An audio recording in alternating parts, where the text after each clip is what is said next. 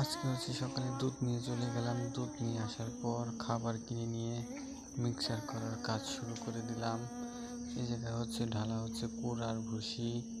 কুড়া ভুসি ঢালা শেষে এখন ঢালা হচ্ছে ছোলার ভুসি ঢালা শেষ। ঢালতেছি ছোলার ভুসি 1 বস্তা শেষ। এখন দিয়ে দিলাম ভুট্টা 1 বস্তা।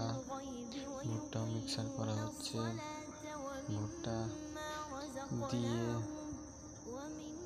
দেখেন ভুট্টাগুলি কত সুন্দর। ভুট্টা দেওয়া শেষ। এখন দিয়ে দিলাম খেসারি দেওয়া শেষ। খেসারির পরে দিয়ে দিচ্ছে ডাবরি দিয়ে দিলাম 1 বস্তা।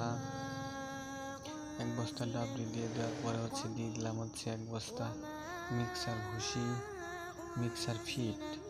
মিক্সার ফিড দিয়ে দিলাম। এটা একদম মিহিন দানাদার খাবারের মিক্সড করার সময় এটা দিয়ে দিলাম দুধ বাড়ানোর জন্য। আমাদের গাভীর সেটের দুধ বাড়বে যে জন্য এই খাবারটা খাওয়াইলে আমাদের খুব দুধের প্রোডাকশন খুবই ভালো থাকে। তো এইটা দেওয়ার পর এখন এই যে মোট 10 পদের ভুসি, তারপর ডিবি পাউডার দেওয়ার পর মিক্সার করানো হচ্ছে। মিক্সড করা শেষ। এখন এই খাবারের রেজাল্ট। এখানে টোটাল 200 কেজি খাবার আছে। তোমার কাকা মিক্সার করে নিচ্ছে।